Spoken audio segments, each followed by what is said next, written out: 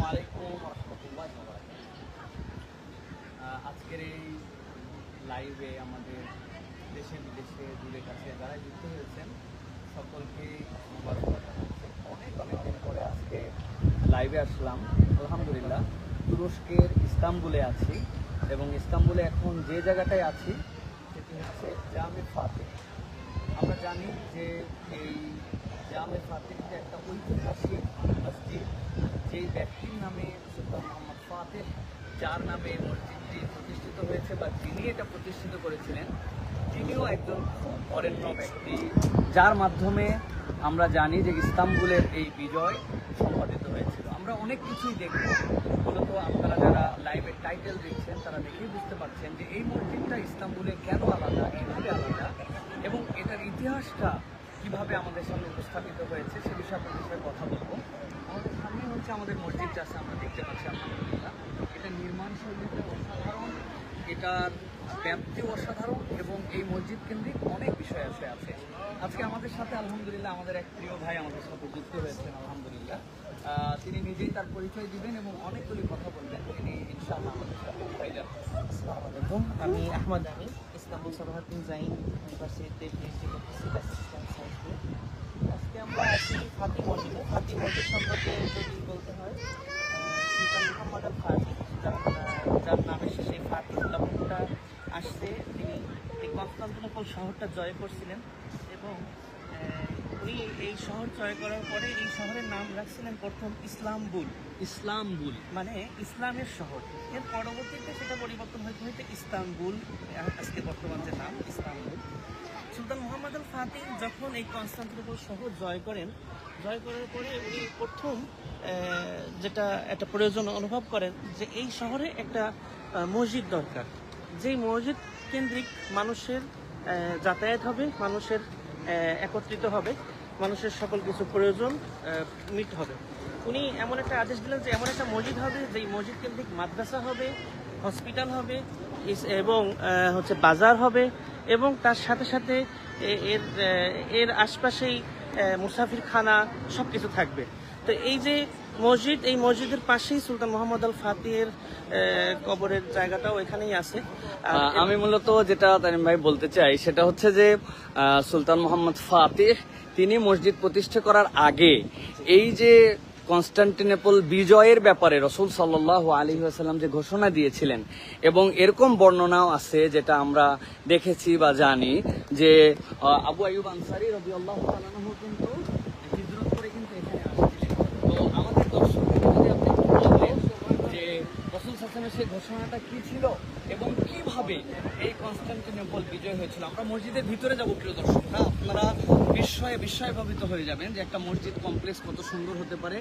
ভাই যে সরাইখানার কথা বলছিলেন সেটাও আবার বলবেন। পেছনে আমরা দেখছি যেটা, এটা হচ্ছে একটা সরাইখানা এবং তার্কিশ ঐতিহ্যই হয়ে গিয়েছিল যে এখানে কোনো মুসাফির যদি আসতেন তাহলে 3 দিন পর্যন্ত তিনি নির্দ্বিধায় দুনিয়ার যে প্রান্ত থেকে আসেন তার দেখা শোনা খাওয়া দাওয়া সব কিছু আলহামদুলিল্লাহ বেসিক সব কিছু করা হতো। এরপরেও তিনি যদি মনে করতেন যে তিনি কুলায় উঠতে পারতেছেন না, তখন এখানকার ঐতিহ্য ছিল যে তার স্যান্ডেল যেটা সিধা থাকতো ওই স্যান্ডেলটা ঘরের সামনে উল্টায় রেখে দিতেন। তাহলে এটা যদি হতো যে এইখানে যিনি আসেন তিনি একজন মুসাফির এবং তিনি একটা বিপদে আসেন, তাহলে অনেকেই তাকে সাহায্য করার জন্য আসতো এবং তাকে আরও কিছু কিছু থাকবেন সেটা অনুযায়ী তারা হিসাব করে দিতেন। জি, আমরা আলহামদুলিল্লাহ সেই সরাইখানা পেছনে সেটা আমরা দেখবো, কিন্তু আমরা এবার হচ্ছে কনস্টান্টিনোপল বিজয়ের যেই ইতিহাস সেটা আমরা কিন্তু আমাদের ভাইয়ের কাছ থেকে শুনতে শুনতে আমরা মসজিদের মধ্যে প্রবেশ করবো। শুরুতেই যেটা বলতে হয় যে রাসূলুল্লাহ থেকে যে হাদিসটা বর্ণিত হয়েছে, রাসূলুল্লাহ বর্ণিত হাদিস যে একটা দল কনস্টান্টিনোপল জয় করবে, সেই দল কতই না সুন্দর এবং সেই দলের যে প্রধান হবে সে কতই না সুন্দর। তো পরবর্তীতে আমরা দেখতে পাই যে হাদিসের কওল অনুযায়ী সুলতান মুহাম্মদ আল ফাতিহ সেই ব্যক্তি যিনি সর্বশেষ এই ইস্তাম্বুল, এই কনস্টান্টিনোপল শহরকে জয় করে ইসলামের ছায়াতলে আনেন এবং আমরা জানি যে আবু আইয়ুব আল আনসারী রাদিয়াল্লাহু আনহুর কথা, তার মাজারও এখানেই আছে। আবু আইয়ুব আল আনসারী রাদিয়াল্লাহু আনহু 57 হিজরিতে, ওনার বয়স 93 বছর বয়স, যখন উনি বয়সের ভারে দেখতে পারেন না, ঠিক সেই সময় উনি শুনতে পারেন বাসার থেকে যে মদিনার রাস্তায় একটা স্লোগান যাচ্ছে যে আমরা কনস্টান্টিনোপল জয়ের জন্য বের হব, তোমাদের মধ্যে কেউ কি আছো যে যাবা? তখন আবু আইয়ুব আনসারী রাদিয়াল্লাহু আনহু বলেন আমি যাব। তখন ওনাকে সবাই বলে যে আপনি তো অনেক বয়স হয়ে গেছে, বয়সের ভারে দেখতে পাচ্ছেন না, আপনি কিভাবে যাবেন? উনি বললেন যে না, আমি রাসূলের সাথে সংগঠিত হয়েছে এরকম কোনো যুদ্ধে আমি অংশগ্রহণ করিনি, এটা হয় নাই। অতএব আমি রাসূল সাল্লাল্লাহু আলাইহি ওয়াসাল্লামের ওই হাদিসটা আমার এখন মনে পড়ে যে এই দলের যে প্রধান হবে এবং এই দলে যারা থাকবে তারা কতই না সুন্দর, আমি ওই দলের অংশীদার হতে চাই। পরবর্তীতে উনি এখানে আসেন। এর পরবর্তীতে ওনারা যুদ্ধ করার পরে একটা পর্যায়ে আর সামনে আগাইতে পারেন না, ফেরত যাওয়ার সিদ্ধান্ত নেন। তখন ফেরত যাওয়ার সিদ্ধান্ত নেন এবং তখন তৎকালীন সময়ে আবু আইয়ুব আল আনসারী রাদিয়াল্লাহু আনহুর পক্ষ থেকে আমরা এখন হচ্ছে মসজিদের ভেতরে প্রবেশ করছি। আমরা জানি যে তুরস্কের এই সকল মসজিদের ভিতরে সাধারণভাবে সকল যারা ট্যুরিস্ট আছেন তাদের প্রবেশাধিকার আছে, সবাই ঢুকতে পারেন। কিন্তু যদি কোনো কেউ এরকম আসেন, তাদের ন্যূনতম পোশাক পরে তারপরে তাদেরকে প্রবেশ করতে হয়। আমরা এখন মসজিদের ভিতরে আসছি, আমরা বাকি ইতিহাসগুলো আবার দেখব। সুবহানাল্লাহি ওয়া বিহামদিহি, সুলতান ফাতিহ মসজিদ আমরা দেখছি। কি অসাধারণ কারুকাজ সম্বলিত এবং কি অনন্য একটা মসজিদ।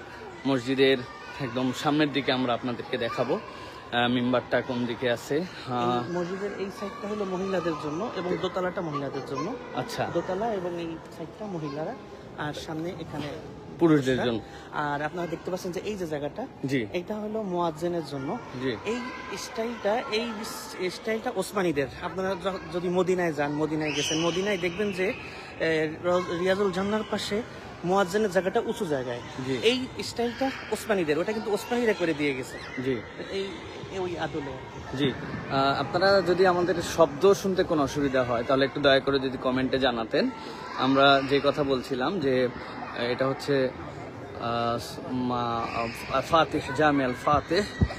এইখানে আমরা দেখছি যে এটা মূলত রাত্রেবেলা যখন প্রত্যেকটা আলো জ্বলে ওঠে তখন আরও অসাধারণ হয়। মানুষজন এখানে আসে মসজিদে। সামনে এই যে মেহরাব এবং আমরা যদি দেখি এটা হচ্ছে মেম্বারটা হচ্ছে অনেক উঁচুতে, অনেক উঁচুতে।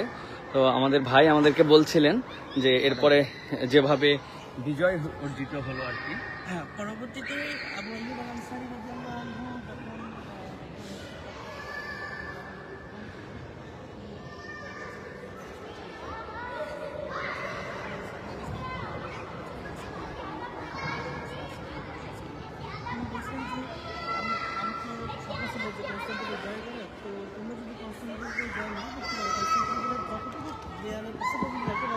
সেখানে আমার কবরটা দিবা।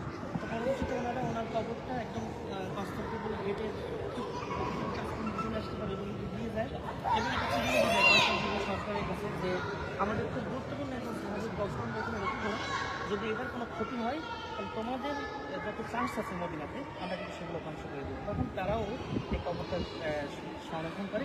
পরবর্তীতে পরে যদি আমরা বলি যে মানে সংক্ষেপে যদি আমাদের কাছে আপনি বলেন যে আমরা বিজয় বাইরের সাথে কিন্তু একটা চমৎকার অধিখান আছে, যেটা ভেতর থেকে আমরা আরেকবার আপনাদেরকে দেখাতে চাই যে উপরটা এই খিলানগুলা কিভাবে, গম্বুজগুলা ঠিক কতটুকু হাইটে উপর থেকে নিচ পর্যন্ত। এবং বিস্ময়কর ব্যাপার হচ্ছে এই মসজিদের বয়স প্রায় অলমোস্ট 600 বছর। 1453 সালে এটা 1453 সালে গঠিত মসজিদ আজ পর্যন্ত এইভাবে টিকে আছে, যেখানে 100 বছর পর্যন্ত দুইবার বিভিন্ন দুর্যোগ, ভূমিকম্পের কারণে ক্ষতি হয়, পরে আবার রিপেয়ার করা হয়, মূল স্ট্রাকচারটা ধরে রাখার চেষ্টা করা হয়েছে। মাশাআল্লাহ, এবার আমরা একটু বাকি দিকে আসবো এবং আমাদের বাকি ইতিহাসটা আমরা শেষ করবো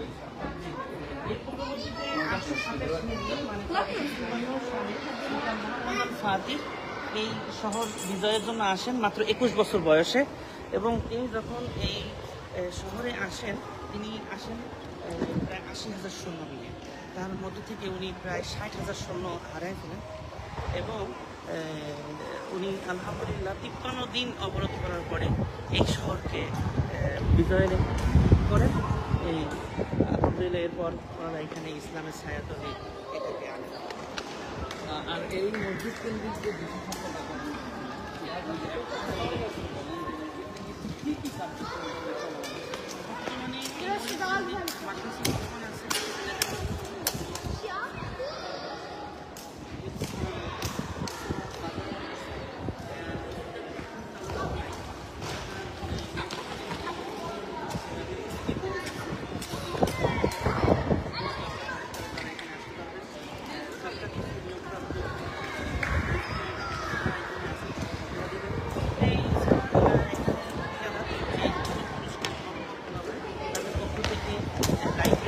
আয়োজন আছে এবং তাদের পক্ষ থেকে বিভিন্ন সময় আয়োজনও এখানে করা হয়, বিভিন্ন সেমিনার। মাশাআল্লাহ, আমরা চমৎকার কিছু গাইডলাইন আমরা মসজিদ কেন্দ্রিক পেতে পারি। যে মাশাআল্লাহ আমরা ইনশাল্লাহ এরপরে আপনাদেরকে আয়া সোফিয়াটা একদিন দেখাবো ইনশাল্লাহ। প্রত্যেকটা মসজিদের যে অনন্যতা, সৌন্দর্য এবং বিস্ময়ীভূত হয়ে যেতে হয় যে 500 বছর আগে তারা যে স্ট্রাকচার যেগুলো করেছেন সেগুলো কিন্তু আমাদেরকে অবাক করে। আমরা মদিনা মুনাওয়ারায় এই ধরনের কিন্তু স্ট্রাকচার আমরা দেখেছি এবং এটা যে তার্কিদের করা সেটাও আমরা অনেকে জানি। সেই প্যাটার্নটা কিন্তু সারা দুনিয়াতেই ছড়িয়ে গিয়েছিল। তো আমাদের যে মূল বার্তা বা মূল আজকে যে এই কথাটা সেটা হচ্ছে 1 নম্বর যে এই বিজয় এবং বিজয়ের পরে মুসলমানরা কিন্তু মসজিদ প্রতিস্থাপন করেছে, যুগে যুগে এটা আমরা দেখেছি।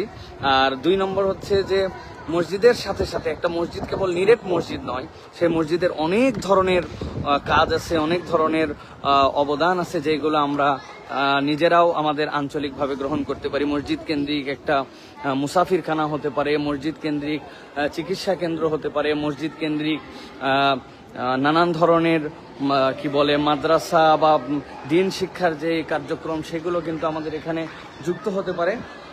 মাশাআল্লাহ, আমরা আবার বাহিরে আসলাম, অনন্য সুন্দর। এখানে বিভিন্ন জায়গার মানুষজন আলহামদুলিল্লাহ তারা ঘুরতে আসেন, দেখতে আসেন। অনেক আছেন যারা হচ্ছে দিনের ব্যাপারে ন্যূনতম বুঝ নাই, কিন্তু তারাও এখানে আসেন এবং আসার পরে কিন্তু তারা একটা অনুভব করেন। যিনি হয়তো কালেমা পড়েন নাই তিনিও কিন্তু মসজিদের ভিজিটের একটা নির্দিষ্ট অংশ অনেক সময় আসেন এবং আসার সময় কিন্তু তাকে একটা বোরকা বা হিজাব পড়তে হয়। দিনের একটা টাচ কিন্তু তার শুরু হয়, তার ভিতরে একটা ফিল শুরু হয়। তো এইটা কিন্তু একটা চমৎকার দিক। আল্লাহ রাব্বুল আলামিন আমাদেরকে কবুল করেন। তো আমরা তুরস্কের সফরে আছি, আজকে সুলতান ফাতেহ মসজিদের সামনে থেকে আপনাদের সাথে দেখা হলো ইনশাআল্লাহ। এরপরে আপনাদের কাছে তোপকাপি জাদুঘরে ইনশাআল্লাহ, যেখানে অনেক বড় বড় স্মৃতি সংরক্ষিত আছে, নিয়ত আছে সেইটার ভিডিওটা আপনাদেরকে দেখানোর জন্য। দোয়া চাই আল্লাহ রাব্বুল আলামিন যেভাবে এই বিজয়ের মাধ্যমে এই অঞ্চলে দ্বীনের বিজয় দান করেছিলেন, এটা যেন আল্লাহ রাব্বুল আলামিন উম্মার বিজয় সারা পৃথিবীব্যাপী আবারও আমাদেরকে দান করেন। আসসালামু আলাইকুম ওয়া রাহমাতুল্লাহি ওয়া বারাকাতুহু।